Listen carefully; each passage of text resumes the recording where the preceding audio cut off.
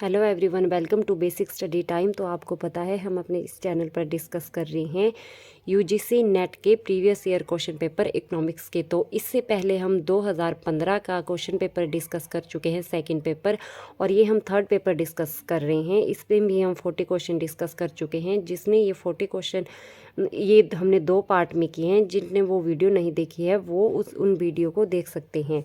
तो आज हम 41 क्वेश्चन से स्टार्ट करेंगे। फर्स्ट क्वेश्चन है, ये मैच करने के लिए हैं लिक्विडिटी ट्रैप। तो लिक्विडिटी ट्रैप दिया है जेएम केन्स ने।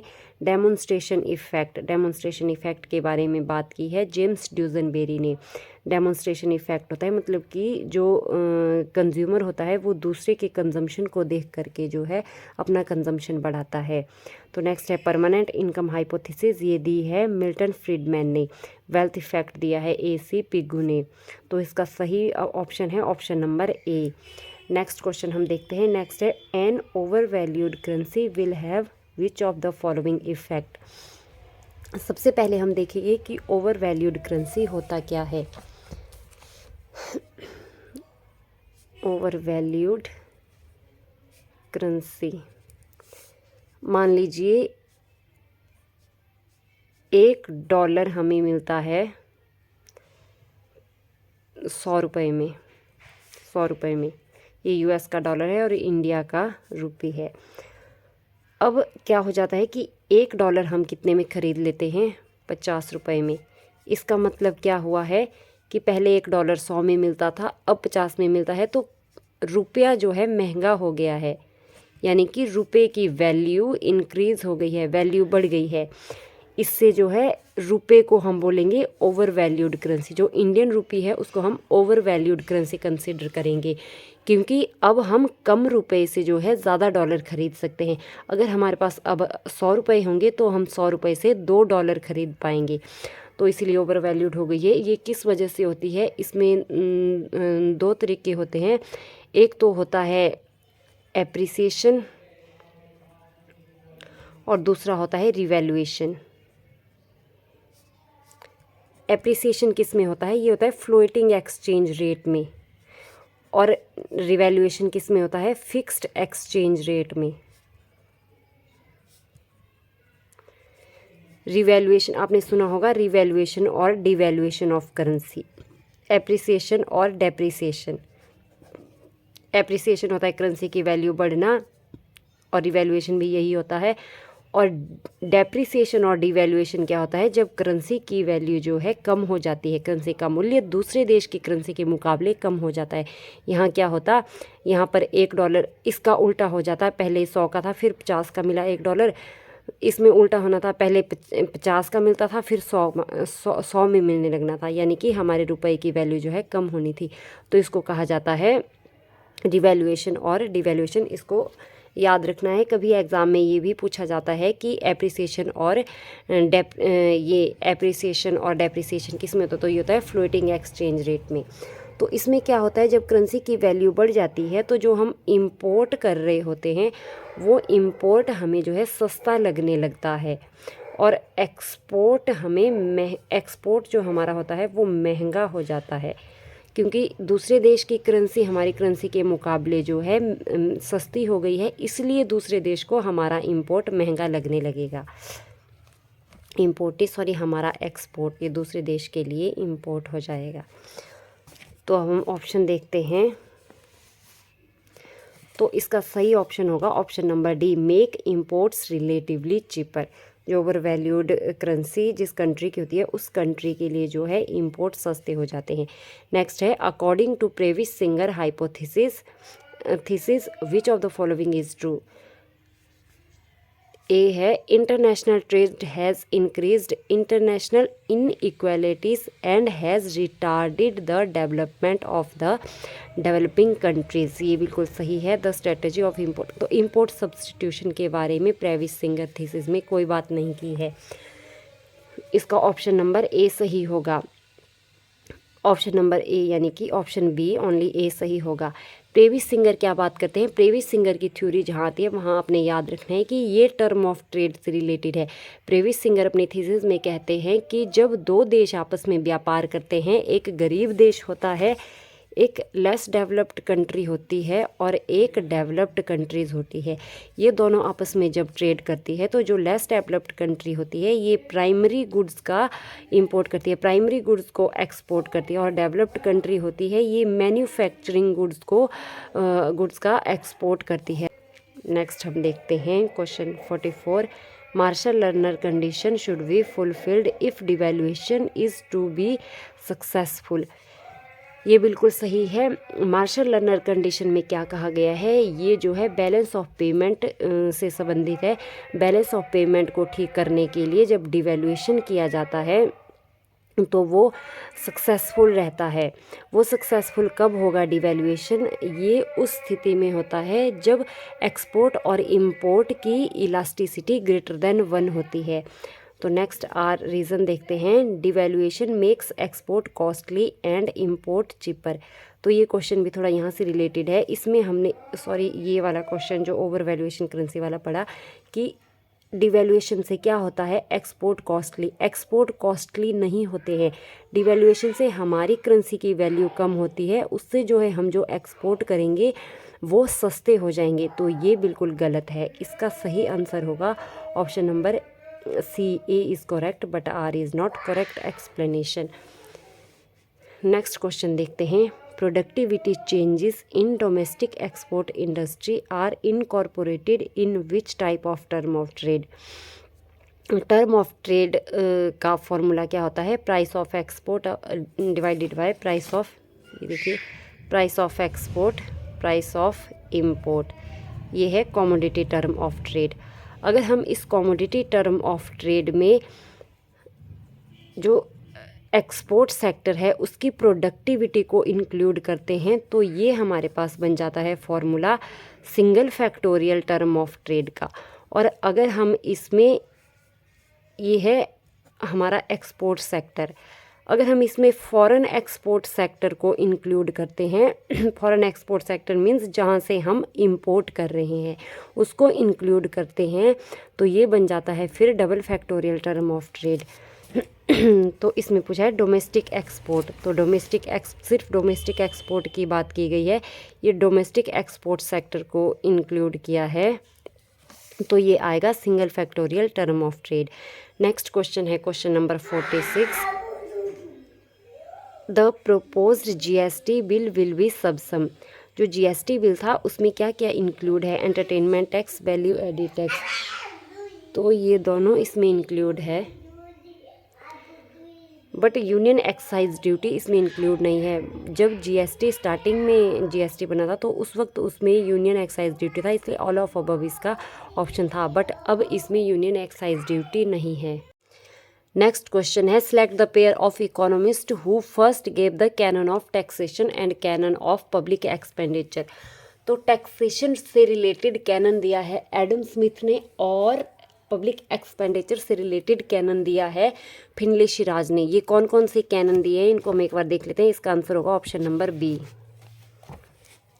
एडम स्मिथ ने दिए हुए हैं कैनन ऑफ इकोनॉमी, ये इकोनॉमी जो है ये दोनों में आएगा। नेक्स्ट है एडम स्मिथ का कैनन ऑफ इक्विटी, थर्ड है कैनन ऑफ कन्वीनियंस, टैक्स देने में कन्वीनियंस होना चाहिए, और फोर्थ है कैनन ऑफ सर्टेनिटी, निश्चित होना चाहिए कि कितना टैक्स लिया जा रहा है और कितना दे रहे हैं। फिर नेक्स्ट है कैनन ऑफ पब्लिक एक्सपेंडिचर जो फिनले शिराज ने दिए, इन्होंने भी 4 बेसिक कैनन दिए हुए हैं। फर्स्ट में तो यही आएगा। सेकंड है कैनन ऑफ सरप्लस, फिर है कैनन ऑफ बेनिफिट, फिर फोर्थ है canon of benefit surplus sanction जो सरकार खर्चा कर रही है वो सेंशन होना चाहिए किसी अथॉरिटी के थ्रू। तो ये है।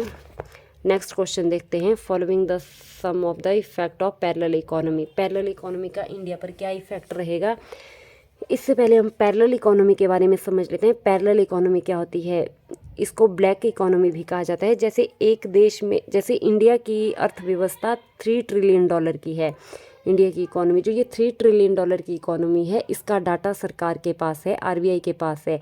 बट इसके अलावा $3 ट्रिलियन की ही इंडिया में ब्लैक इकोनॉमी है, जो वो पैसा इन्वेस्ट भी होता है, लोग उसको खर्च भी करते हैं, कंजम्पशन भी करते हैं, बट उस पैसे का एक्चुअल सोर्स पता नहीं होता है, उसको ब्लैक मनी कहा जाता है।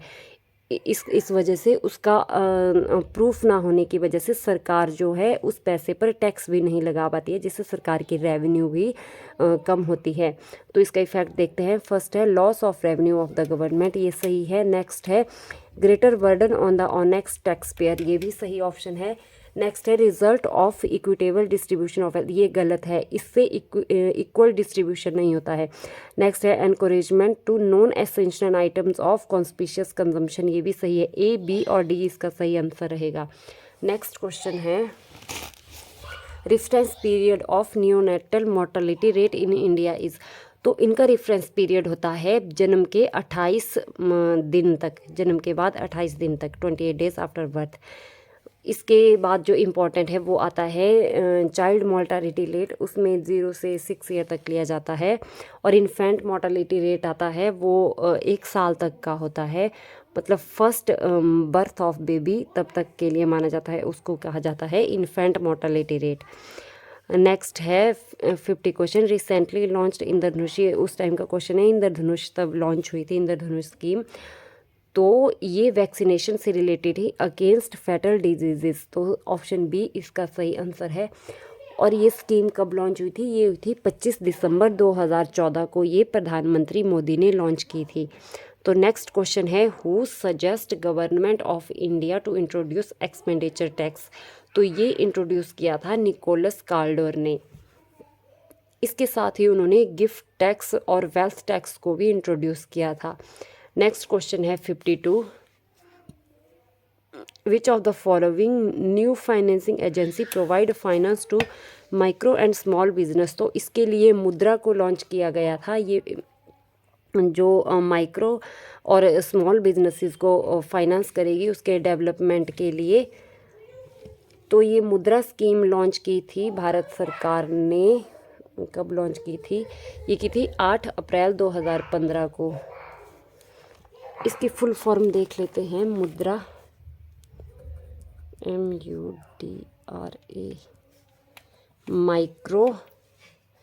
Micro unit development and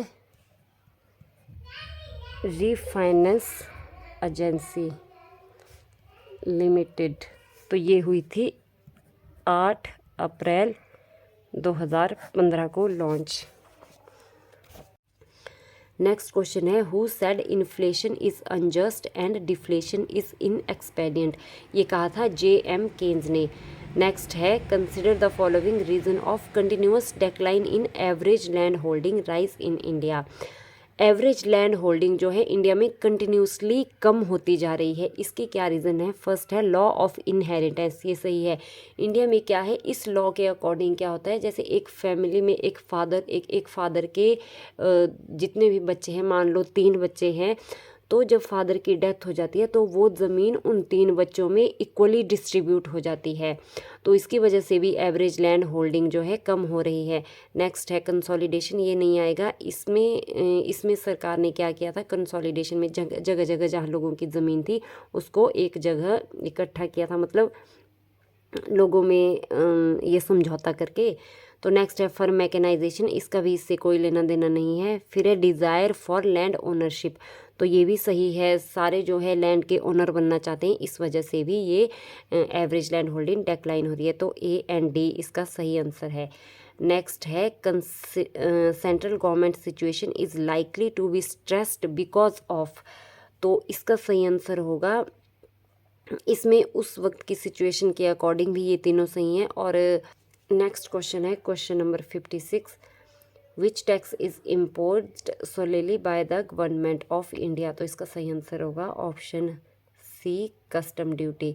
next है GST in India will characterized by which of the following features, there will be a dual GST with centre and the state, ये भी सही है। It would be destination based tax as against the origin based tax, ये भी सही है। GST जो है वो डेस्टिनेशन बेस्ड टैक्स है, क्योंकि ये जीएसटी जो कलेक्ट किया जाता है ये फाइनल पॉइंट पे जहाँ कंज्यूमर गुड्स को ख़रीदता है वहाँ पर कलेक्ट किया जाता है, और ये ओरिजिन बेस्ड नहीं है। नेक्स्ट है it would apply to all goods and services excluding alcohol for human consumption, ये भी सही है। तो all of the above is correct answer. Consider the following interest rate, rate of inflation, तो ये है velocity of money according to Friedman depends upon, किस किस पर डिपेंड करती है, तो फ्रीडमैन के अकॉर्डिंग ये डिपेंड करती है interest rate on bonds and rate of inflation पर। तो ए और बी इसका सही आंसर होगा। ये सेविंग टू इन्वेस्टमेंट रेशो पर डिपेंड नहीं करती है। नेक्स्ट है 59 question, which country introduced paper currency system first in world, तो इसमें आएगा स्वीडन, जो 1666 में इन्होंने पेपर करेंसी को सबसे पहले इंट्रोड्यूस किया था। नेक्स्ट है 60 क्वेश्चन, 2040 का नोबेल प्राइज़ पूछा गया है इकोनॉमिक्स में, तो हम देखेंगे 2022 में। तो 2022 में किस किस को नोबेल प्राइज़ मिला था? 2022 में 3 इकोनॉमिस्ट को नोबेल प्राइज़ मिला था इकोनॉमिक्स में। तो फर्स्ट है बेन बर्नानके, सेकंड है फिलिप डाइबिंग, और थर्ड है डगलस डायमंड। तो इन तीनों को मिला था, और इनकी जो रिसर्च थी वो थी बैंकिंग सेक्टर फाइनेंशियल क्राइसिस से रिलेटेड, कि फाइनेंशियल क्राइसिस जब इकोनॉमी में आते हैं तो उस वक्त बैंकों को कोलैप्स होने से क्यों रोका जाना चाहिए, बैंकों के इम्पोर्टेंस को इन्होंने बताया था। नेक्स्ट क्वेश्चन देखते हैं, इन